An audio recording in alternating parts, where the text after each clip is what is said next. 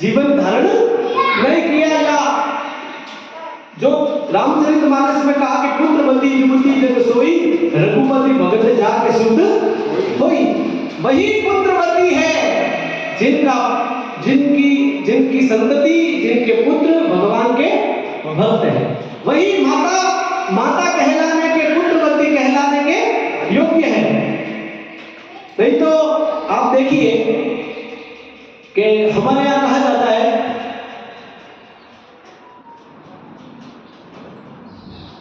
बहुत दुर्लभम प्रेम एवं एतन के इस श्लोक के समानांतर एक बात कही गई है कि जननी जने तो भक्त जन के दाता के सूर, या तो रही जे बांझनी मति गवाजे नूर। कहने का अभिप्राय यह है कि किसी माता ने महाराणा प्रताप को भी तो जन्म दिया होगा भाई, किसी माता ने स्वामी विवेकानंद को भी जन्म दिया होगा। और भगवान अपनी सृष्टि को चलाने के लिए सारा नियमन, सारी व्यवस्था अपने हाथ में रखते हैं। उसमें व्यक्ति का, चेहरे का, स्थान का कोई लेना देना नहीं है। भगवान अहेतु की कृपा कब किस पे कर दे कोई ठिकाना नहीं है। नैमी चक्रवत हम लोगों का जीवन कैसा है? जैसे रथ का पहिया होता है ना, रथ का पहिया, उसमें आप ये समझ लीजिए कि उसके एक हिस्से पे ऊपर सुख की कील है और दूसरे सिरे में सुख की, एक पे दुख की और एक पे सुख की। तो जैसे वो पहिया चलेगा तो क्या होगा? दुख सुख, दुख सुख, दुख सुख, ये सब चलता रहेगा। आप ये समझ लीजिए कि ये सुख दुख तो जीवन का अनिवार्य अंग है। इससे हमारा जो महत्वपूर्ण जीवन है, जो हमारा ध्येय है, वो डगमगाना नहीं चाहिए। किसी भी स्थिति में हम अपने लक्ष्य से जो है इतर न हो।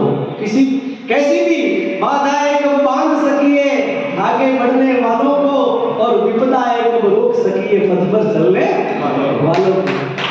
आप ये समझ लीजिए, लोहा जितना तपता है उतनी ताकत भरता है, सोने को जितनी आग लगे वो उतना खूब चमकता है, हीरे पर जितनी धार लगे वो उतना प्रखर निकलता है, मिट्टी का बर्तन पकता है तब धूप पर खूब खनकता है। सूरज जैसा बनना है। यदि आप चाहते हो कि मैं जीवन में द मैन ऑफ लेटर्स बनूं, मैं अद्वितीय बनूं, ये मेरे नाम के आगे द लग जाए। सूर्य के आगे लगता है द सन, मून के आगे लगता है द मून। आपको लगता है कि नहीं मैं एक ही बनूं, भगवान ऐसी कृपा कर दे, तो उसके लिए कहा कि सूरज जैसा बनना है तो सूरज जितना जलना होगा, और नदियों सा आदर पाना है तो पर्वत छोड़ निकलना होगा। और हम ईश्वर के बेटे हैं, क्यों सोचे रहा सर्व होगा, कुछ ज्यादा वक्त लगेगा पर संघर्ष जरूर सफल होगा। आज नहीं तो कल होगा, हर संकट का हल होगा। आज नहीं तो कल होगा, हर संकट का हल होगा। आप ये मत समझिए, भगवान ने इस मानव देह में बहुत क्षमताएं दी है, हम अपनी क्षमताओं को पहचान नहीं पा रहे। हम अपनी क्षमताओं को बिल्कुल नहीं पहचान रहे। अब हम लोगों का तो चित्त ऐसा है कि हम लाइट जाए और आए उतने में ही हम डिस्टर्ब हो जाएंगे। कोई आया अंदर, आगे आया और पीछे चला गया, उतने में ही हम लोग डिस्टर्ब हो जाते हैं। ऐसा नहीं होना चाहिए। हमारे चित्त की एकाग्रता ऐसी होनी चाहिए कि ये चीजें कहीं प्रभावी। विषय वस्तु क्या है कि जैसे पनिहारी बेड़ा लेकर के जाती है तो बातें करे सखियों से और ध्यान गगन के बीच। जाई रीति राके राम ताई रीति रहिए, भगवान जैसे रखे वैसे रहिए।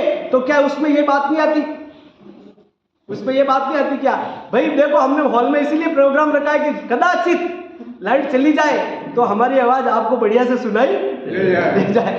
उसमें हर चीज के सकारात्मक नकारात्मक पहलुओं को सोच करके आगे उसमें बढ़ना चाहिए। दूसरी बात, स्वस्तिस्तु विश्वस्य खलः प्रसीदताम ध्यायन्तु भूतानि शिवम मिथो धिया मनश्च भद्रम भजता ददोक्षते आवेशिताम मतिरप्य हेतु की। हम तो यही कहेंगे, ज्यादा कहना हमारा बनता नहीं है इस अवसर पर।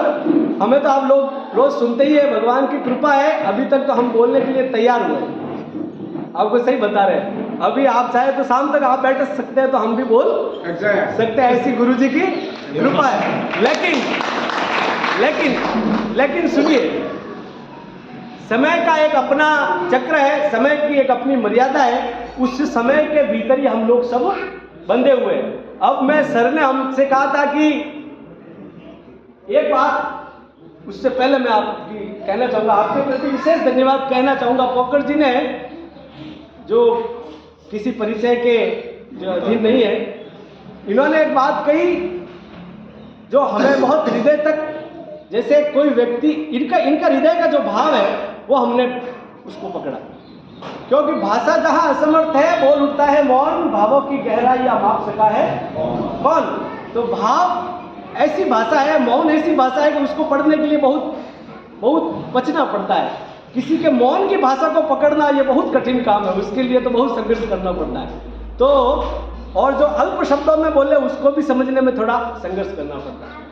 तो स्वामी सच्चिदानंद जी महाराज, स्वामी कृपात्री जी महाराज और स्वामी अखंडानंद सरस्वती जी महाराज, स्वामी राम सुखदास जी महाराज, ये सब लोग समकालीन हुए।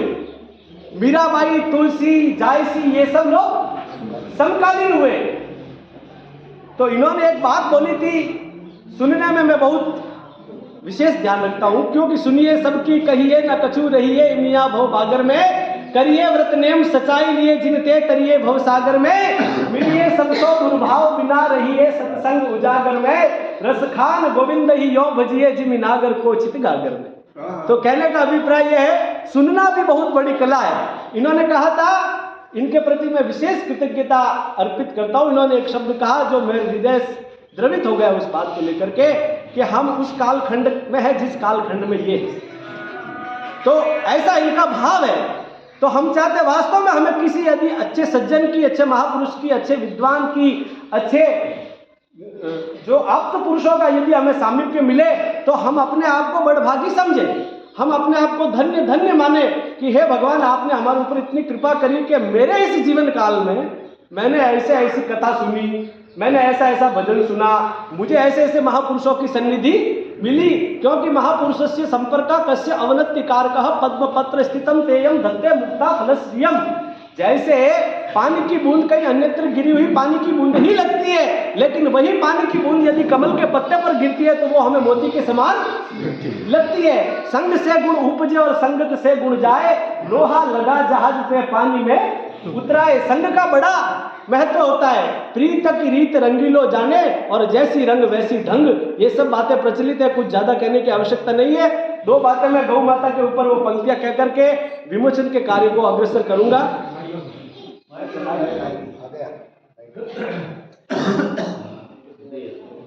तो भाई चालू करो।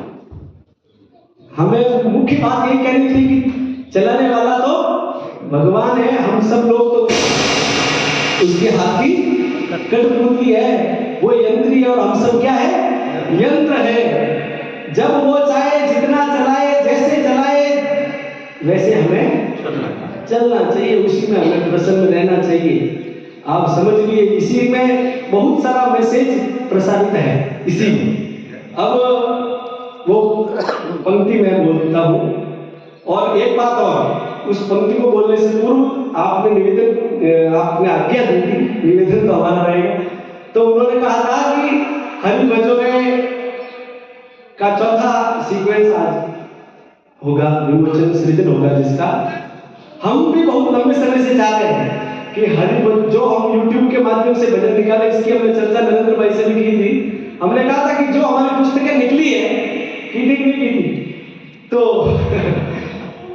वो जो पुस्तकें निकली है उनकी पेज संख्या सहित, उसके भजन के टाइटल सहित हम सभी भजनों को निकालने की हमारी इच्छा है। लेकिन उसके लिए थोड़ा समय का हमें देखना है। हम क्रमशः उसमें भजनों को निकालना जरूर चाहेंगे। और पीयूष मिश्रांजलि 2016 में हमारी पहली पुस्तक निकली थी, जिसका विमोचन स्वामी जी के हाथों से वैष्णव समाज भवन में हुआ था। उसके बाद में क्रमशः ये पुस्तकों का क्रम जारी रहा भगवान की कृपा से, और हमने एक ऐसा मन में निर्धारण कर दिया कि एक पुस्तक एक साल में एक भजनों की लोगों के सामने हो। देखिए, आप ये मत समझना जन्मदिन मनाने का हमें शौक नहीं। आपको मैं ये बात क्यों कह रहा हूँ ये भी मैं बताऊंगा। जन्मदिन मनाना, पब्लिसिटी करना, मल्टीमीडिया में छाए रहना, ये सब हमारा शौक नहीं है। प्रयोजन मनुद्देश्य मंदोपि न प्रवर्तते। कोई मूर्ख व्यक्ति भी बिना भूख लगे भोजन नहीं करता। तो हर चीज के पीछे कोई न कोई उद्देश्य निहित रहता है। तो हमारा उद्देश्य इसमें यह है कि इन पुस्तकों के माध्यम से अब तक लाखों रुपए आए और वो लाखों रुपए हमने गौ सेवा में लगा और उसके आप लोग साक्षी भी होंगे। मांडा में खेली बनी, एक खेली की कीमत लगभग 50,000 आती है। एक खेली बोरनडी में बनी, एक मुर्दाबा में बनी, एक शेखावास में बनी, एक कंटाले में बनी, एक सवराड़ में बनी, कल फूलनाथ आश्रम में उसका उद्घाटन किया, एक पंचमुखी हनुमान जी बनी और भी बहुत जगह बनी है। बड़ा हाँ रामदास बूढ़ा श्यामा मदनदास जी आए बूढ़ा श्यामा से, उन्होंने कहा एक वहां बनी। अरे हाँ निमली से गजेंद्र सिंह थे ना, हाँ गजेंद्र सिंह की निमली में भी एक खेली बनी। तो हमने इस प्रयत्नों से 10 खेलियां बनाई है, तो लगभग 5 लाख का काम तो हो गया। वो तो केवल खेली का बता रहे हैं, चारा अलग है। दूसरा, इस प्रेरणा से प्रेरित होकर के लोगों ने 3 खेलियां और बनाई। एक खेली मांडा में पीछे और बनाई ना गोपाल जी सोनी ने। एक खेली प्रेरणा से श्याम जी रेस्टोरेंट में दुधोड़ में बनाई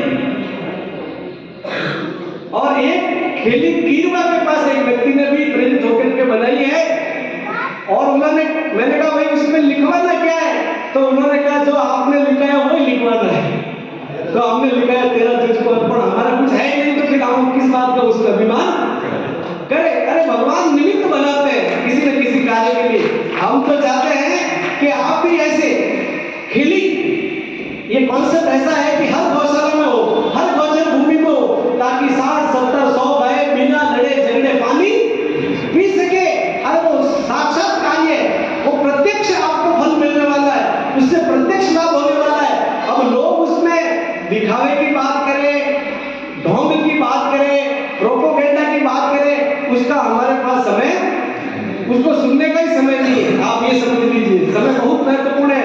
अभी 2 दिन पहले मिट्टू सिटी ने एक वीडियो क्लिप हमें भेजा था। आप कैसी भी स्थिति में रहो, लोग आपको कहेंगे ही। 2 व्यक्ति घोड़े पे जा रहे थे, तो लोगों ने कहा इनको शर्म नहीं आती, घोड़े का क्या कचूमर निकालेंगे क्या? दोनों घोड़े पे बैठ करके, तो उन्होंने कहा चलो एक नीचे उतर जाते हैं।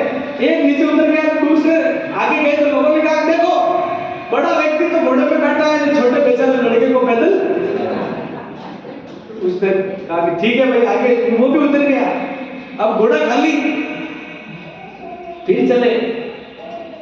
कहा देखो कितने बेकार पागल लोग हैं, घोड़ा साथ में है तो भी पैदल जा रहे हैं। अब आप समझ लो वो क्या कर सकते थे। भगवान कृष्ण के समय भी शिशुपाल थे, भगवान कृष्ण के समय भी शिशुपाल थे। तो अब भी कोई विरोध हो तो कोई दिक्कत की बात नहीं है। आप तो अपना कार्य करते रहो बस। जीवन बहुत छोटा है, जीवन life is an endless struggle. जीवन कभी न समाप्त होने वाला संघर्ष है।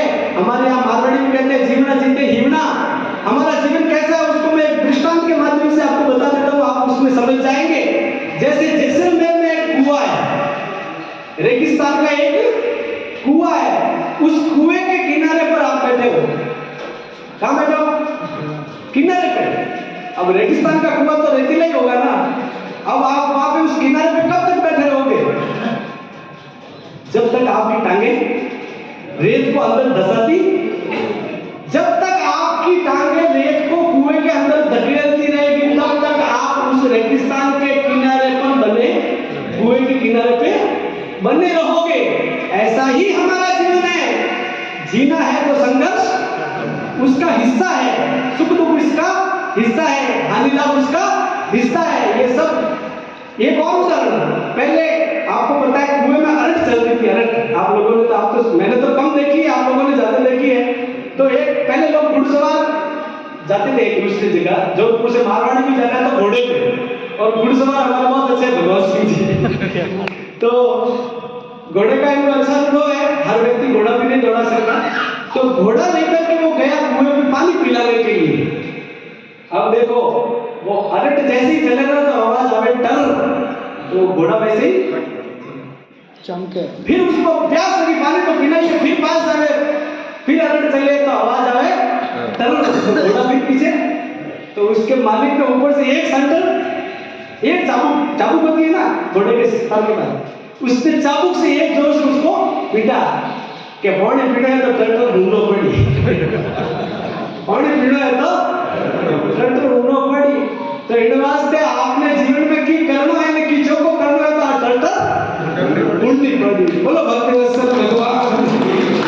अब हम गौ माता की एक पंक्ति बोलते हैं, पीयूष मिश्रा जी ने शायद 42 नंबर पेज की कविता है, तो आप सुन लीजिए, सबकी इच्छा है। जीवन भर जो पोषण करती उस मैया की बात करूं, श्याम बने दीवाने जिसके उस गैया की बात करूं, दूध दही घी मधु शक्कर से जो पंचामृत बनता है, पाकर उसकी शक्ति को भारत का मानव चलता है, जिसकी पूंछ पकड़ के भीषण वैतरणी को पार करे, जिसके द्रव्यों को अपना कर लोगों का निस्तार करे, जिसके दर्शन पूजन से हम भक्ति का विस्तार करें, माता पर कोई घात करे क्यों मैं बैठा स्वीकार करूं, जीवन भर जो पोषण करती उस मैया की बात करूं, श्याम बने दीवाने जिसके उस गैया की बात करूं, 10 महादान 10 महास्नान सब गैया से ही संभव है,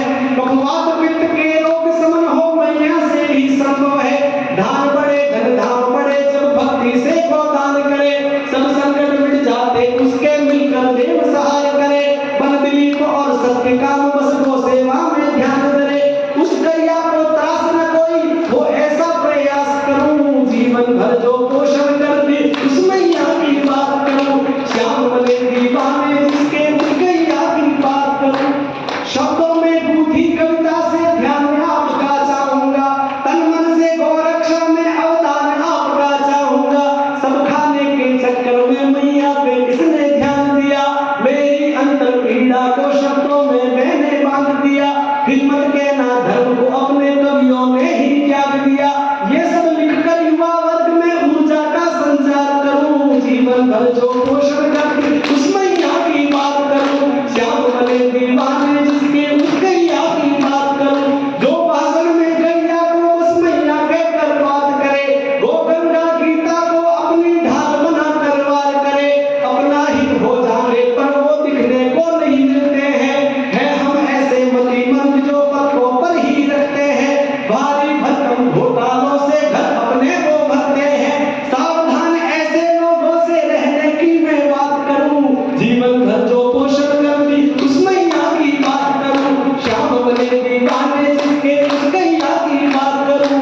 क्या केवल गोरी बातों से गौ की रक्षा होती है, खून के आंसू होती और कीचड़ में गैया सोती है, याद करो वो काला दिन जब लाठी खाई संतों ने, गर्भपाती के साथ साथ उन पूरी मीठा दिखकर ने। कविता बहुत लंबी आप नहीं सुनिए, बोलिए गौ माता की, समय का अतिक्रमण न हो इसलिए जय हो। अब आगे के क्रम को मैं विलंब न हो जाए इसलिए आज ये पावन कार्य एक पावन भूमि पर हो रहा है, श्री कृष्ण गौशाला माला। मैं भी जुड़ा हूँ इससे, मैं संपूर्ण कार्यकारिणी का तहे दिल से आभार व्यक्त करता हूँ और इसके प्रतिनिधि के रूप में हम सब के प्रिय थोड़ा निरावन भगवान बिट्टू सिंह जी से निवेदन करूँगा कि गुरु जी के आशीर्वचन तो है ही बड़े हैं इसलिए, लेकिन बिट्टू जी के बारे में अपने हृदय के भाव रहेगा। जय श्री राम जी। आदरणीय मंच से अतिथि एवं पधारे हुए सभी गणमान्य भक्तजन, आज आप स्वयं अनुभव कर रहे होंगे आज का जैसा विलक्षण कार्यक्रम है उसमें 4 साल इसीलिए लगे हैं कि इसमें हमने 2-4 जनप्रतिनिधियों को जिनको याद किया वो भी नहीं आए। आज देख रहे हैं आप सब विद्वान जन, सब सेवाभावी लोग एवं सब भक्तजन, तो पीयूष महाराज के बारे में जितना कहे उतना थोड़ा है। कृष्ण गौशाला मांडा का जो मैं आपको थोड़ा बहुत समय गुजारा है, मैंने 6 साल रिटायर्ड होने के बाद में, पीयूष महाराज के जुड़ने के बाद इस गौशाला में अच्छे गणमान्य लोगों ने भी इस गौशाला से जुड़ाव किया। ज्यादा समय नहीं है, मात्र 3 उदाहरण देता हूं नाम के। इस गौशाला में भारत के जो नामचीन संत हैं, निर्मल स्वरूप जी महाराज जम्मू कश्मीर से, वो इस गौशाला में पधारे तो पीयूष महाराज के कारण पधारे। उसके बाद में राजेश्वरी चैतन्य जी महाराज ककराघाट नर्मदा, रोहित जी शर्मा, मैं और पीयूष महाराज गए थे यहाँ से 1300 किलोमीटर दूर। उन महाराज का जिन्होंने यहाँ कथा की थी, वहाँ वो आश्रम और वो मान सम्मान है। उन्होंने अपने हाथ से प्रसाद बनाकर पीयूष जी की वजह से, कि पीयूष प्रसाद तो लेना पड़ेगा, और उन्होंने अपने हाथ से प्रसाद बनाकर हमको खिलाया। और अभी कथा में आपने देखा होगा कि जिन द्रविड़ गुरु जी को नरेंद्र मोदी अपना गुरु समान मानता है, हमारा देश का प्रधानमंत्री, जिन्होंने राम मंदिर का मुहूर्त निकाला, जिन्होंने राम मंदिर की प्रतिष्ठा करवाई, वो महाराज द्रविड़ गुरु जी यहाँ मात्र पीयूष महाराज की वजह से ही पधारे। पीयूष महाराज, आज कई व्यक्तित्व ऐसे होते हैं जिनका हम उस समय मूल्यांकन नहीं कर पाते जब मूल्यांकन होना चाहिए, लेकिन मुझे ऐसा लगता है कि आज पीयूष महाराज को वो मान सम्मान भले ही जितना मिलना चाहिए उतना नहीं मिलता होगा, हम नहीं रहेंगे, लेकिन एक दिन हमारे क्षेत्र के जो जितने भी महापुरुष हुए हैं, उन महापुरुषों की श्रेणी में पीयूष महाराज का नाम निश्चित रूप से। कम उम्र में इतने प्रकल्प, गोग्रास सेवा समिति, सारी गौशालाओं को समान समझकर, केवल कृष्ण गौशाला कोई विशेष आप नहीं, सबको समान समझते, लेकिन यहाँ एक सुविधा है। इस सुविधा के उपयोग से आप यहाँ बाकी बोरनडी, धुंधला, दूधो, अभी बताया था आपको, सब गौशालाओं में समान रूप से बाटा, चारा, खेड़िया और कह रखा है। जहाँ कहीं भी आपके पास अगर फोन आ जाते हैं, हमारे चैन सिंह जी दादा ने कह रखा है कि कहीं चारा नहीं हो किसी भी गौशाला में, तो यहाँ से अपने गोदाम से भरकर भेज दो। ये बात पीयूष महाराज ने कह रखी है। कोई गौशाला मान लो आर्थिक रूप से कमजोर हो तो समाचार कर लो, वहाँ चारा भेज देंगे, और इसमें आपका नाम नहीं करते।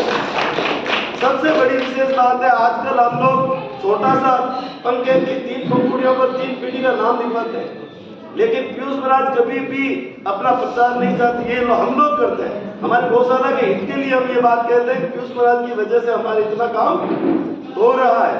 तो पीयूष महाराज के बारे में ज्यादा क्या कहूँ। और आज का जो मंच है, पॉकर जी अपने समय के आज भी करते हैं प्रस्तुति का काम। इस क्षेत्र में जितनी महिलाओं का डिलीवरी का काम अच्छी तरीके से पॉकर जी ने किया। ये मंच आगे ये सोनी जी भी रहते हैं, फिर आगे चैन सिंह जी दादा, जिन्होंने ये गौशाला स्थापित हुई उस दिन से लगाकर आज तक गौशाला के प्रति अपना पूरा समर्पण रखते हैं। देख रहे हैं आप आगे दाऊ जी, पीयूष जी के बड़े पिताजी, जिन्होंने खेलों के अंदर बहुत नाम कमाया हमारे क्षेत्र में, कई पीटीआई, महेश जी भी उनमें से एक है, पीयूष जी के फादर, सबको खेल खिलाकर पीटीआई बनाने का काफी श्रेय दाऊ जी को है। फिर आगे वासुदेव जी सांगला, जानते हैं आप, शिक्षाविद है हमारे क्षेत्र के, आप सोजत रोड के अंदर शिक्षा के क्षेत्र में बहुत अच्छा काम कर रहे हैं। फिर देख रहे हैं आप महेंद्र जी मोदी, सोजत रोड के बड़े उद्योगी, जिनका सहयोग कृष्ण गौशाला मांडा को भी समय समय मिलता रहता है। नहार सिंह जी बीओ साहब, आप रिटायर्ड हुए, गौशाला के प्रति सद्भाव रखते हैं। फिर देख रहे हैं आप मदद जी भाटी, जीवन भर जिन्होंने गौशाला की मदद की। और हमारे थानेदार साहब जबर सिंह जी राजपुरोहित गौशाला के प्रति विशेष लगाव रखते हैं, और इतना लगाव रखते हैं आप सब हंसेंगे। थानेदार जी हैं, एक डंडा करे कुछ भी आ सकता है, लेकिन जब निकलते हो तो आते हैं, यार गुरु सिंह जी छाप की लग। और गौरा साहब, पीयूष महाराज की वजह से ही गौरा साहब जुड़े। राम मंदिर में गौरा साहब ने सहयोग किया और भी कई प्रकल्पों में। और जब हम लोग जोधपुर जाते हैं तो हमको वो प्यार देते हैं। हमको जब आपको और आपके घर से उर्मिला जी से मिलते हैं तो ऐसा लगता है कि हमारे माता और पिता हमें मिल गए। वो बात देते हैं। तो ये सब मैं क्यों कह रहा हूँ कि आप सब लगभग आप सब पीयूष महाराज की वजह से इस गौशाला में जुड़े। पीयूष महाराज जैसे व्यक्तित्व विलक्षण ही होते हैं। और आने वाले समय में मैंने कहा आपको, मुझे ऐसा लगता है कि भारत राजस्थान में आपका वो नाम होगा जो आप कुछ लोग देखेंगे, हम सब भले नहीं देख पाए। पीयूष महाराज शतायु हो और इस तरह के काम करते रहे, चलते रहे। आप सब बदल, आपको बहुत बहुत साधुवाद, आपको बहुत बहुत धन्यवाद। यही प्यार, यही सहयोग अगर गौशाला के लिए आप रखेंगे तो 1000 गोवंश है। पदराम जी महाराज ने जिन्होंने गौशाला स्थापित की उस दिन से लगाकर आज तक लगभग 1100 गोवंश यहाँ रहा है। और समाज का और सरकार का बहुत अच्छा सहयोग है। आप देख सकते हैं अगर समय मिले हमारी गायों की जो स्थिति है, मैं समय समय पर वीडियो भी बना के चढ़ाता हूँ। तो गायों का आप सबके सहयोग से बहुत अच्छा पालन पोषण हो रहा है। आप सबको बहुत बहुत साधुवाद। जय श्री कृष्ण, जय श्री राम, जय गौ माता, जय गौता, हर हर हर महादेव। इन्होंने जो कहा ना मेरे बारे में, वो इनका मेरे साथ किए हुए व्यवहार का 1% भी नहीं। इतना मान सम्मान करता पूरा यहाँ का स्टाफ। गोपाल जी बाबा, चैन सिंह जी, गड्डू बना है और मैं नाम नहीं जानता हूँ। इतना प्यार देते हैं। मैं महीने में 3-4 चक्कर लगाता हूँ। पूरा ये क्षेत्र मुझे प्यार करता है, सम्मान करता है। स्पेशली बिट्टू सिंह जी जब मेरे आए थे तो मैंने कहा था कि आप आए, मैं बहुत सौभाग्य मेरा कि आप आए। आप जो मुझे प्यार देते हो उसका तो मैं 1000वां हिस्सा भी नहीं कर सकता। तो बहुत आभार है आप सबका भी। आप दया तो बहुत रिजल्ट मात्र एक का कार्य करते हैं। भाई निरंतर आप दीजिए। मैं ये एक मद्रास से बहुत सुंदर दुपट्टा लाया हूँ अपनी से बोल रहा हूँ मैं इसको में। और माना से और भी कोई आया थे स्वागत करना था तो मानो आया था। एक बार विमोचन के बाद में, विमोचन के बाद में स्वागत कर, विमोचन के बाद में कर दिए। आप सभी थोड़ा हमारे यार 3 हाथ बॉल लड़ा डिस्टर्ब कर दिया कॉल।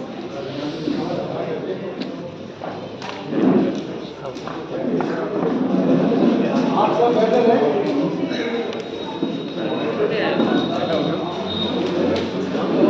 मुझे संगत एक बार फोटो खींचा और सुरेश जी बता रहे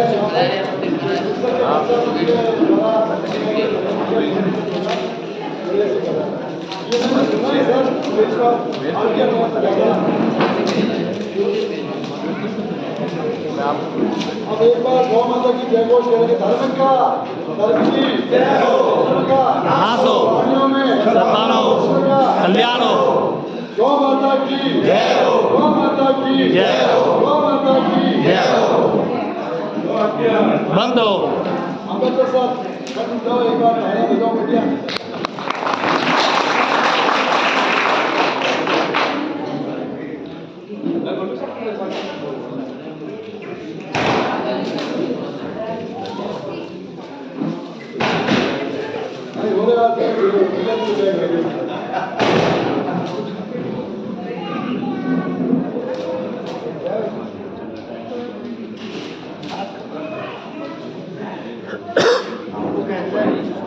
आ जाइए आप।